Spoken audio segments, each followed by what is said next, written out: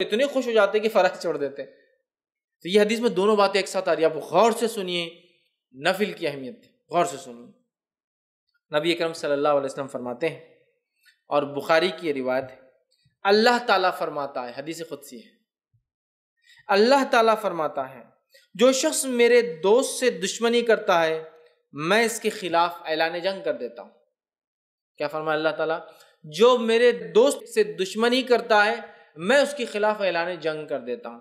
مطلب جو اللہ کے ولی ہوتے ہیں، اور یقین اللہ کے ولی ہوتے ہیں، اللہ کے دوست ہوتے ہیں، یاد رکھیے اللہ کے ولی ہوتے ہیں.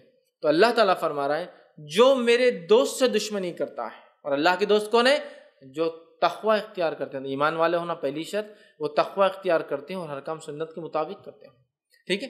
تو بہرحال ورنہ میں اس لیے کہہ رہا ہوں اللہ کے دوست، ورنہ ہمارے پاس جو سنت کی مخالفت کرتا ہے، نماز کبھی نہیں پڑھتا، تقوی تو ہے ہی نہیں دور دور تک، اس کو ولی مانتے ہیں. اس لیے میں وضاحت کر رہا ہوں. ایمان والا جیسا حق ہے، تقوی اختیار کرنے والا انسان اور سنت کے مطابق اعمال کرنے والا.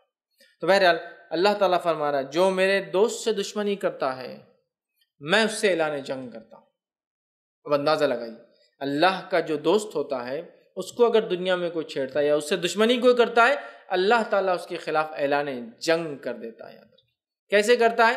وہ جس نے دیکھا نتیجے اس کو سمجھ میں آتے ہیں. انبیاؤں کے ساتھ جس نے برا سلوک کیا ان کے نتیجے دیکھ لیجئے، صحابہ کے ساتھ جس نے برا سلوک کیا کیسی کیسی موتیں مرے ان کی زندگی دیکھ لیجئے، سلف صالحین پہ جس نے ظلم کیا ان کی زندگیوں کا مطالعہ کرے، خاص طور سے ان کی موتیں دیکھے، اور اس کے بعد معصوم مسلمانوں پہ جس نے بھی ظلم کیا ان کی زندگی کی حالت دیکھیے. آپ کہیں گے واقعی میں اللہ تعالیٰ کیسا بدلہ لیتا ہے. چونکہ اللہ تعالیٰ جب دشمنی لیتا ہے اس کے خلاف تو وہ دشمنی واقع میں نبھاتا بھی ہے. سمجھ رہے آپ بات کو؟ ہر طرف سے اس کو جو ہے چت کر دیتا ہے اس دنیا کی زندگی میں.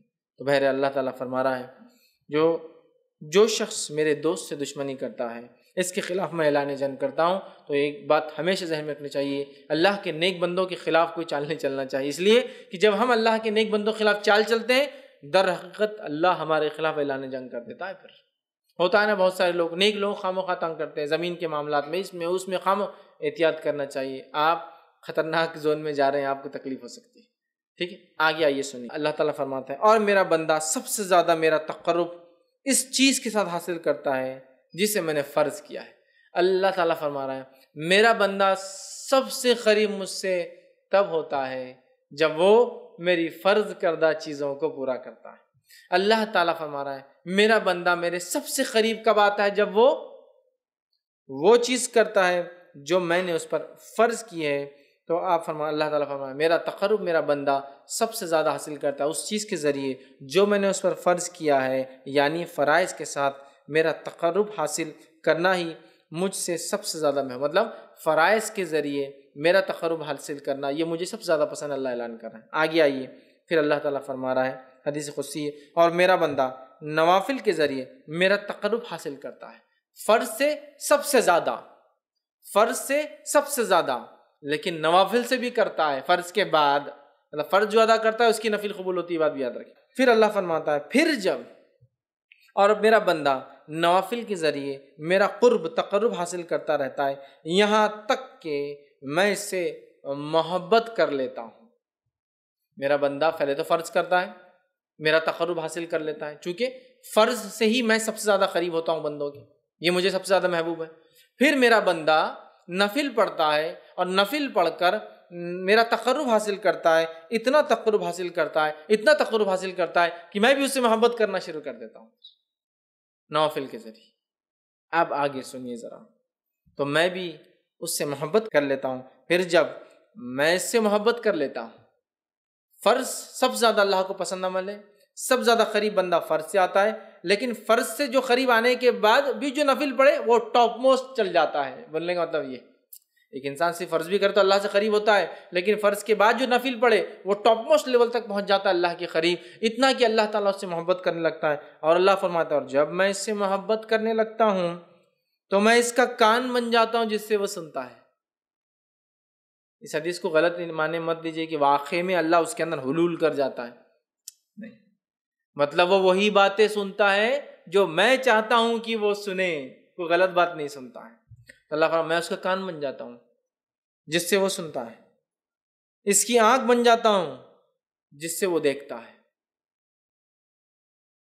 اس کی آنکھ بن جاتا ہوں جس سے وہ دیکھتا ہے۔ عثمان بن عفان رضی اللہ عنہ فرمایا کرتے تھے کہ مومن کی فراست اس کی نظروں سے بچا کرو، اس لیے کہ مومن جو ہوتا ہے نا اس کی آنکھوں سے چیزوں کو پہچان لیتا ہے۔ بہت سارے سلف کے واقعات ہیں، لوگوں کو، چہروں کو، ان کی حالات دیکھ کر پہچان لیتے تھے کیا پرابلمس ہیں، اس لیے نہیں کہ ان کو غائب کرتا نعوذ باللہ، لیکن اللہ تعالیٰ نے ان کو وہ صلاحیت دے دی تھی۔ ہوتا ہے نا لوگ بولتے رہے ڈاکٹر ہاتھ لگا دے تشخیص کر لیتا ہے، چہرہ دیکھتے انہوں نے پہچان لیا کیا ہوگا، یا سوال کرتے دیکھو جواب وہی آیا جو سوال تھا، حالانکہ اس میں یہ بات نہیں کہی گئی تھی۔ یہ ساری چیزیں ہوتی ہیں، ٹھیک ہے۔ تو یہاں دیکھیے اللہ کے رسول صلی اللہ علیہ وسلم کیا فرما رہے ہیں کہ اللہ تعالیٰ فرما رہا ہے میں اس کی آنکھ بن جاتا ہوں جس سے وہ دیکھتا ہے، اس کا ہاتھ بن جاتا ہوں جس کے ذریعے وہ پکڑتا ہے۔ مطلب وہی دیکھتا ہے جو اللہ چاہتا ہے، وہی سنتا ہے جو اللہ چاہتا ہے، وہی پکڑتا ہے جو اللہ چاہتا ہے۔ مطلب مومن ہر وہ کام نفل کے ذریعے اللہ سے محبت حاصل کر کے اللہ اس کے ریٹرن میں اس کو ہر وہ چیز کرواتا ہے جو اس کا رب اس سے صرف پسند کرتا ہے، اس کے علاوہ نہ کچھ سنتا ہے، نہ کچھ دیکھتا ہے، نہ کچھ پکڑتا ہے۔ تو میں اس کا ہاتھ بن جاتا ہوں جس کے ذریعے وہ پکڑتا ہے، اور اس کا پاؤں بن جاتا ہوں جس کے ذریعے وہ چلتا ہے۔ مطلب مومن چلیں گا بھی تو اب سیدھے راستے پر، چونکہ اب وہ غلط راستے پر نہیں جائیں گا، چونکہ نفل کے ذریعے وہ اللہ کی محبت حاصل کر چکا ہے۔ اللہ کی محبت جو بندہ حاصل کر لیتا ہے اس کا رب کا فضل اس پہ یہ ہوتا ہے کہ وہ ہر وہ کام کرتا ہے جو اس کا رب چاہتا ہے، اس کے علاوہ وہ کچھ نہیں کرتا۔ تو یہاں جو ہے اس سے وہ چلتا ہے، ان تمام اعضاء کو اپنی اطاعت میں لگا دیتا ہے، اور اگر وہ مجھ سے سوال کرتا ہے تو میں ضرور بھی ضرور اس کو عطا کرتا ہوں۔ اگر وہ مجھ سے سوال کرتا ہے تو میں ضرور بھی ضرور اس کو عطا کرتا ہوں، معلوم، ضرور بھی ضرور عطا کرتا ہوں اگر وہ مجھ سے سوال کرتا ہے۔ کون سا بندہ؟ فرائض کے بعد نفل کا اہتمام کر کے رب سے محبت حاصل کر لینے والا بندہ، دیکھتا ہے تو وہی جو اس کا رب چاہتا ہے، سنتا ہے وہی جو اس کا رب چاہتا ہے، پکڑتا ہے وہی جو اس کا رب چاہتا ہے، چلتا ہے اسی راہ پر جس پہ رب چاہتا ہے، اور جب وہ مانگتا ہے تو اس کا رب اس کی جو ہے ضرور بھی ضرور اس کو عطا کر دیتا ہے۔ اور اگر وہ میری پناہ طلب کرے تو میں یقیناً اس کو پناہ دے دیتا ہوں، اور اگر وہ میری پناہ طلب کرتا ہے، دعاؤں میں خاص دعا یاد رکھی، پناہ مانگنا مصیبت کے وقت، تو اگر وہ میری پناہ مانگتا ہے تو میں اسے پناہ دے دیتا ہوں اپنی طرف سے۔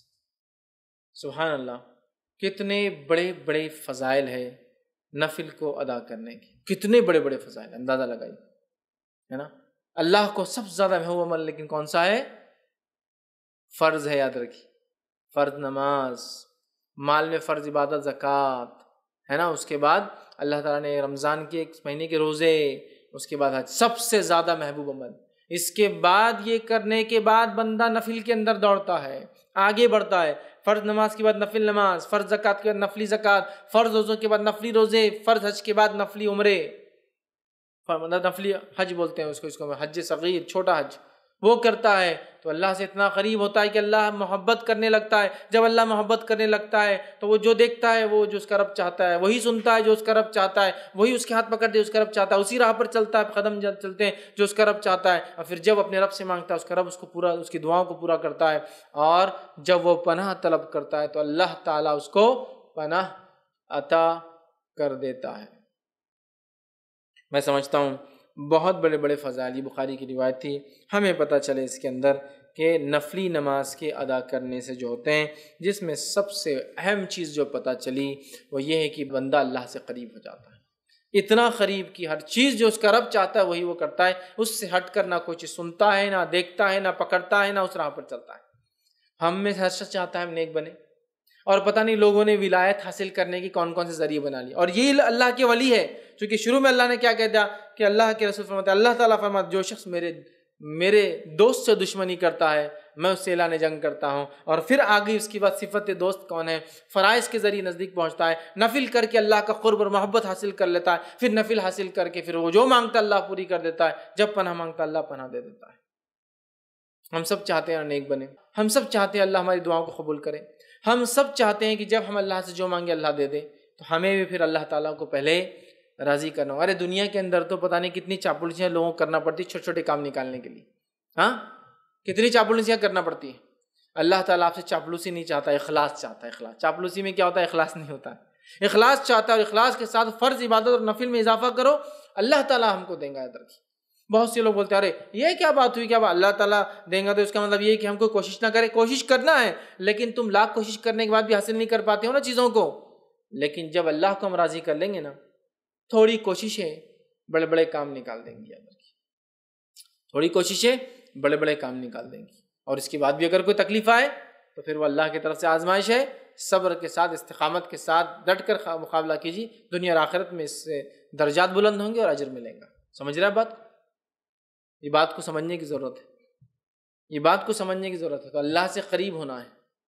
دنیا میں ہم کام نکالنے کے لیے سب کچھ کرتے ہیں لوگوں سے، اگر ہم چاہتے ہیں کہ ہمارا کام عرش والا کر دے، دنیا کی ساری مصیبت، مشکلیں، پریشانی حل، اور موت کی اور موت کے بعد کی اور آخرت کی وہ تمام چیزیں، تو پھر ہم جو ہے آسمان والے کو راضی کر لیں۔ ہو سکتا دنیا والے ناراض ہو جائے، اس سے کوئی مسئلہ نہیں، لیکن اللہ راضی ہو جائے۔ لیکن ہمارا معاملہ یہ ہے کہ ہم اللہ کو ناراض کرنا چاہتے ہیں اور دنیا والوں کو راضی کرنا چاہتے ہیں، تو اللہ تعالیٰ بھی پھر انہی کے سامنے ہم کو جھکاتا رہتا ہے۔